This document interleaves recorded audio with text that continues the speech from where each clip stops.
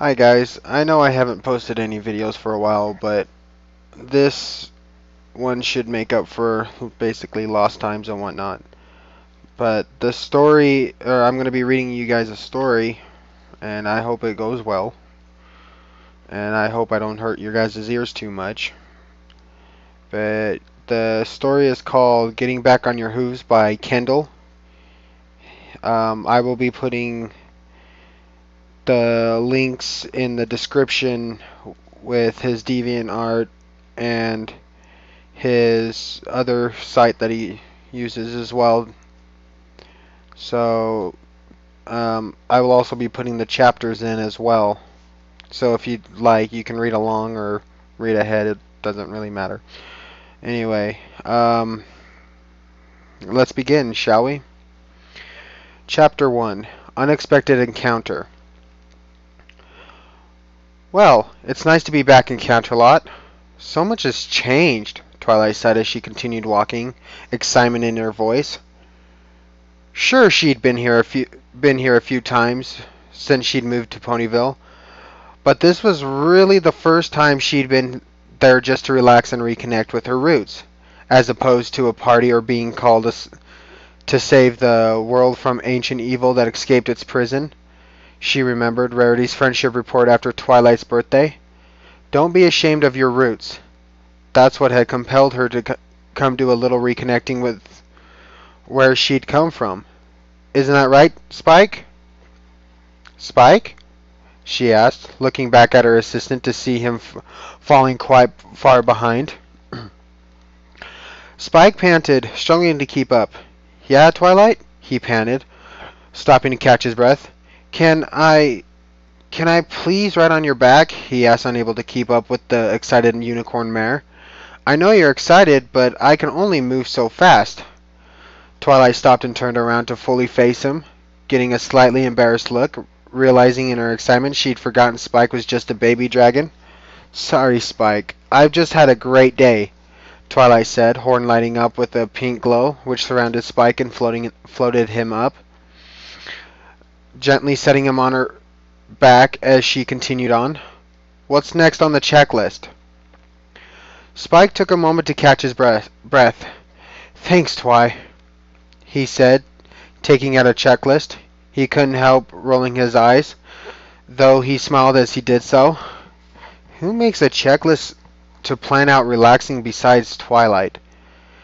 Let's see. Make checklist for day in Canterlot. Double and triple check the checklist. Spend the early morning with Princess Luna, he read, then gave Twilight a glare. At 3 in the morning, he muttered, not liking getting up that early. I know Luna's nocturnal and all, but was getting up that early really necessary? He asked, giving a yawn from just thinking about his lack of sleep.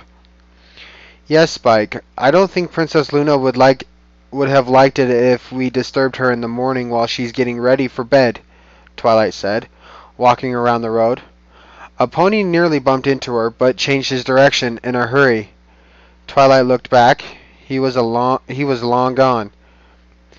Camelot was so different than Ponyville. In Ponyville, that probably would have resulted in a friendly conversation. Here, every pony was in such a big rush that they didn't have time to even say hi. What's next? Let's see, said Spike, looking back at his list. We ate breakfast with your parents, then we dropped off those deliveries for Rarity. He swooned, saying Rarity's name in a dreamy fashion. He caught himself as Twilight looked back at him with a raised eyebrow. Oh, sorry. Then we gave those apology letters to the animals in the Camelot Castle garden for Fluttershy. Got those tickets to the Wonderbolts Air Show for Rainbow. Stopped by Discord's statue so you can double and triple check the spell keeping him there. Twilight looked down. It's just, I had to be sure he was still there, locked up tight. I know, Twi, said Spike, giving a kind smile. I was there when he turned Ponyville into a madhouse and made the others bully you. I can't blame you for having nightmares. Twilight shuddered. Spike wasn't kidding. Discord's games had given her nightmares, but bad ones. She had to take a look at his story mug and make sure he wasn't getting out to give her a little peace of mind. She hoped that make the nightmares go away a bit. Is that why you decided to sneak past the guards and write Discord rules on his face in permanent marker? She asked, giving him a look over her shoulder. Spike gave a laugh. Yeah, he replied, looking over to her. You have to admit it was really funny. Twilight chuckled. Yeah, I guess it was. Until you got caught and we were arrested by the guards. Spike gave a nervous smile. Yeah, sorry about that. But at least the princess got a good laugh out of it when she came to bail us out. Twilight nodded sheepishly, getting an embarrassed blush. Yeah, I guess she did, she replied, remembering how needlessly worked up she had gotten waiting for Celestia to get there. She wasn't sure why, considering she should have known Celestia wouldn't banish her, or imprison her in the place she banished her to. She just wished she'd realized that before she made a fool of herself, begging Celestia not to when she showed up to pardon them. After that, we had lunch with Princess Celestia and talked with her for an hour, said Spike, running through about a half a dozen more items before looking back. And lastly, asked Spike to recheck the checklist to make sure we got everything, he read. Then blinked in confusion. Check, he said, checking that item off. Great. It's still an hour till we plan to head back to Ponyville. What should we do in the meantime? Twilight asked, dodging the oncoming traffic of ponies. Why were Canterlot ponies always in such a rush? Well, could I throw a stink bomb into Prince Blueblood's room to pay him back for how he treated Rarity at the gala? Asked Spike, producing one out of nowhere. Rainbow Dash gave it to me. No, Spike. We'd get arrested.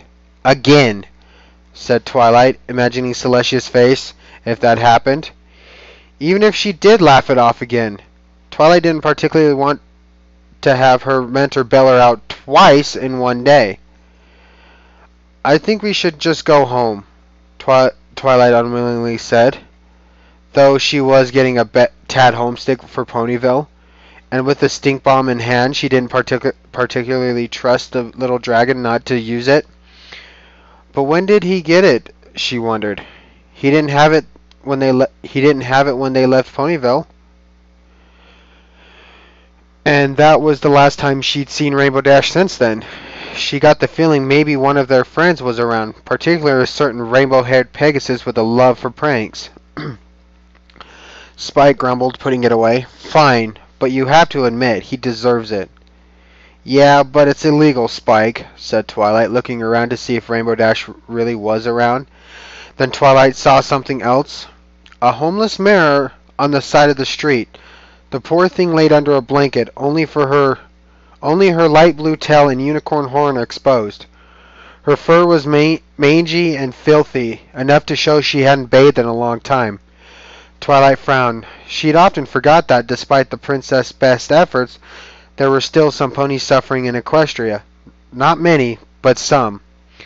She couldn't help thinking something seemed so familiar about this mare. Why did she feel like she'd seen that tail and horn somewhere before? Spike saw the mare as well, and quickly got out some bits. Here you go, Twi, he said, holding them out. He knew 9 times out of 10 if Twilight could help some ponies, she would. Any of the gang would probably.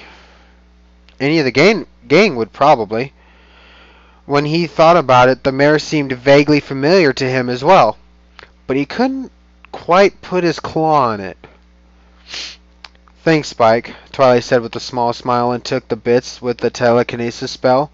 She walked to the mare and laid them gently down next to her, only for a blue glow to surround them and the bits to be telekinetically hurled right back in her face. Ow! Hey! What was that for? Yeah, we were just trying to help, said Spike, a little miffed. The mare groaned in annoyance. I don't want your help. I don't need pity, she muttered angrily, rolling over so her back was to them, revealing her cutie mark in full view in the process. Twilight's eyes went wide as she saw the cutie mark, a blue magic wand with a crescent-shaped wisp of sparkling blue magic, and a memory surged full front in her mind. Trixie? Twilight screamed, her sudden jump causing Spike to topple backwards off her back with a yell. Huh?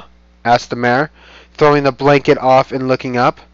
Snarling when she saw who it was. Her fur was matted and filthy, and to put it mildly, she smelled worse than a diamond dog.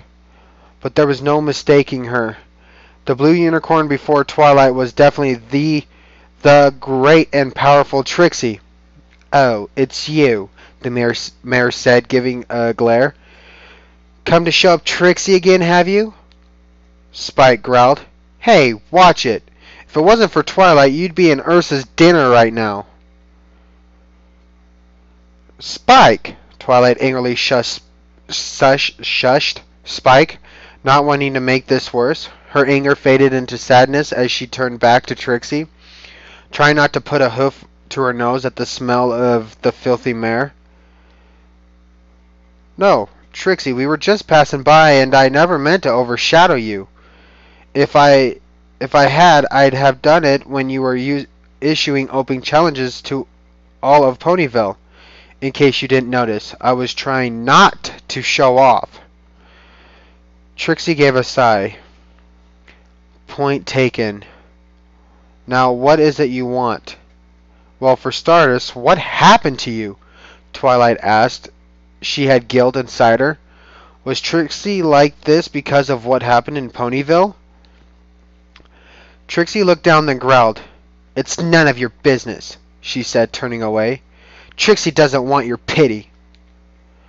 Well, that's good enough for me. Come on, Twilight, said Spike, trying to walk off, only to be grabbed telekinetically and pulled back by Twilight. Trixie, this isn't pity, it's concern. Can I help? Twilight asked, eyes full of concern. Suddenly, Rainbow Dash ran up to Twilight out of nowhere until her eyes were about 6 inches away. Oh, great, muttered Trixie, knowing this wouldn't end well for her in all her likelihood. No way, Rainbow said in anger. Pinkie Pie, tell her. Pinkie Pie popped out of nowhere and hopped over. Hi, Twilight, Rainbow Dash. Rainbow Dash wants me to tell you, she said, then just stood there with a smile on her face. Then a look of confusion. Tell her what? Rainbow Dash gave an annoyed groan and face hoofed. Rainbow, Pinkie? What are you doing here? Twilight asked, sure she thought Rainbow might be following her, but never expected it for real. And especially not Pinkie. Though it didn't surprise her, Pinkie was the most unpredictable mare she'd ever met. We got a message from the Counterlot Police saying you and Spike got arrested, so we came to bail you out, said Rainbow, glaring daggers at Trixie. Good thing, too. You were going to let this jerk sucker you. Twilight growled. I was not. And that's not a very nice thing to say, Rainbow Dash, said Twilight, giving a disappointed glare. Can't you see she's in trouble? Rainbow looked at her like she was crazy. Oh, come on! Did you forget she humiliated me, Rarity, and Applejack in front of the entire town and caused a rampaging Ursa Minor to tear the town apart? Twilight gave a stern glare. And she paid for that by being humiliated in front of the entire town herself. And you and I both know the Ursa was Snips and Snail's fault. Besides, from the looks of things, she'd paid more than enough for what she did in the meantime. And from the smell of things, hasn't had a bath in a long time, said Spike, holding his nose. Twilight gave Spike a raised eyebrow, then looked back to Rainbow. I'm not just going to leave some pony in trouble if there's something I could do to help. Twilight turned to Trixie. Sure, she'd been a jerk, but she hadn't done anything to deserve this. Trixie, will you come with us? Twilight got cut off by Dash. No way, Twilight, Rainbow said in a serious tone. To Ponyville? Maybe you can get back on your hooves there. Don't mind them, Twilight asked Trixie, ignoring Rainbow. Normally she'd listen, but Rainbow Dash's perspective was obviously a bit biased in this case. Trixie doesn't